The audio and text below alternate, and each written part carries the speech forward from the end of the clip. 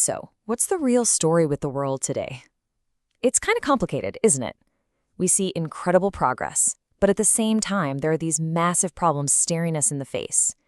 In this explainer, we're going to use data to try and make sense of it all.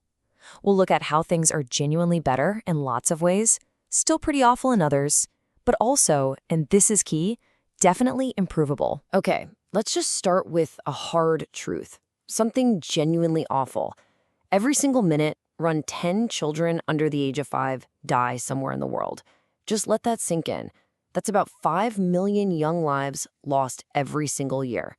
It's this almost invisible tragedy, and it really highlights the scale of the challenges that we're still up against. So here's how we'll break it down.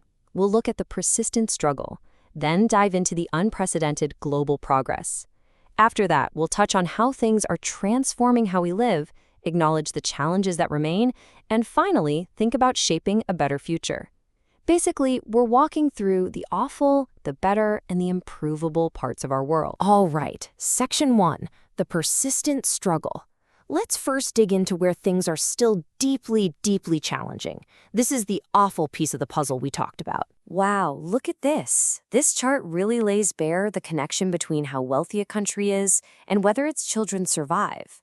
In poorer countries, tragically, far, far more children die young, sometimes over 50 times more than in the richest places.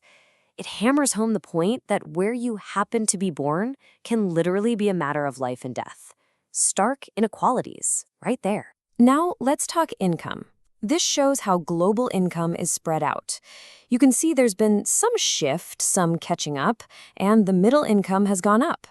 But let's be real, billions of people are still living on incredibly low incomes, while the wealth at the very top is just staggering.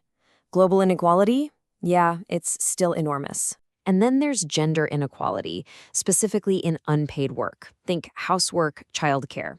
Check this out. In every single country shown here, women do way more of this unpaid labor. In India, it's nearly 10 times as much. This isn't just about fairness. This imbalance really affects women's chances in the paid economy, And, of course, we absolutely cannot talk about awful without mentioning climate change. This map gives you a snapshot of temperature anomalies. Basically, how different the temperature is from a recent average. All that red, those are areas significantly warmer than usual. It just shows how widespread this critical challenge really is, affecting the whole planet. Okay, Section 2, Global Progress. Now let's switch gears a bit, because alongside all that awfulness, there's been some truly incredible progress. Seriously, in many ways, the world is much, much better than it used to be, thanks to some really unprecedented improvements. This chart is just amazing. It tells the story of humanity's great escape from extreme poverty. Go back 2 centuries, and almost everyone lived in what we'd now call extreme poverty. But look what happens as GDP per capita, a measure of average income, starts to climb. Poverty just plummets. Economic growth has been absolutely fundamental to this change. But just how recent is all this growth? Well, take a look at this super long-term view for the UK. For centuries upon centuries, things were basically flat, stagnant.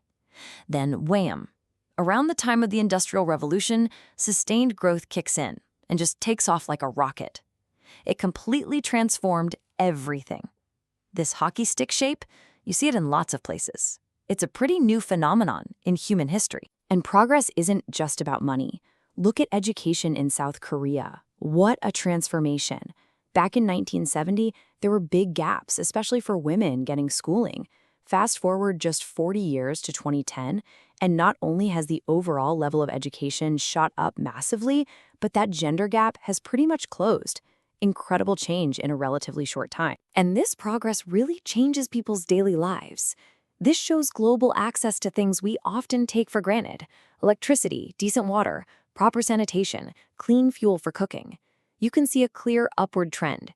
Billions more people have gained access to these essential services just in recent decades. That's huge. Section 3, Transforming Lives. So beyond those core improvements in income, health, and education, there are these other huge shifts happening that are fundamentally changing how we live across the globe. Let's keep rolling with this better theme. Here's a massive change: how many children women are having on average. The global fertility rate has literally halved since the 1960s. It went from about 5 kids per woman down to less than 2.5 today. What's driving this? Well, it's a mix. Things like women getting more education and opportunities, fewer children dying young, and honestly, the rising cost of raising kids. Think about where people live. For almost all of human history, nearly everyone lived in rural areas. This chart shows just how incredibly recent and incredibly fast the move to cities has been, especially over the last couple of centuries. Now, more than half of all people on Earth live in urban areas. That's a total flip. We're also way more connected through trade than ever before. Look at the value of stuff being exported as a percentage of the world's total economic output, its GDP. It really surged, especially after World War II. Trade grew much faster than the global economy itself. Globalization, right? It's totally reshaped how economies work around the world. Okay, Section 4, remaining challenges. So progress is definitely real. But hey, the world isn't perfect, right? Far from it. Now let's get into the improvable part, the areas where we still have a lot of work to do. Let's revisit that gender pay gap, using the US as an example. What's interesting here is how the reasons behind the gap changed between 1980 and 2010. The gap linked to differences in education pretty much vanished. Good news. But the gaps linked to the types of jobs and industries women and men work in actually became more important drivers of the wage difference. And there's still this significant chunk that's unexplained, which many researchers think is related to discrimination. So the problem changed, but it didn't go away. What about happiness? Does having more money make you happier? Well, generally, people in richer countries do report being more satisfied with their lives. You see that upward trend. But look at all that scatter. Some countries are way happier than their income level might predict, others less so. What does this tell us? Income definitely matters, but it's clearly not the only thing that contributes to our well-being. There's more to the story. And what about that trade boom we saw earlier? Does it automatically lead to economic growth for everyone? Well, there seems to be a positive link here too. Countries whose trade grew faster often saw their economies grow faster as well. But, and this is a really important but, the benefits aren't always spread evenly. Who gains and who might lose out from trade? That needs careful thought and management. It's not automatic progress for all, which brings us nicely to our last section, Section 5, Shaping the Future. Because this whole story isn't finished yet, right? We have agency, we have potential. Understanding what's driven change so far gives us clues about how we can make the world even better. So, what really makes a positive difference? Looking across all this data, some key things pop out again and again. Empowering women, especially through education and work. Pushing down child mortality rates even further. Investing in good quality education, especially early on. Making sure people have access to family planning. Driving technological innovation and spreading it around. Putting policies in place to tackle inequality, like social safety nets, and even shifting social norms about what's acceptable or expected. These look like really powerful levers we can pull to build a better future. And we know that targeted efforts can have a massive impact. Take the Perry Preschool Program. This was an experiment providing high-quality preschool to kids from disadvantaged backgrounds. And guess what? Years later, those kids showed major long-term benefits, higher test scores, better graduation rates, better life outcomes overall.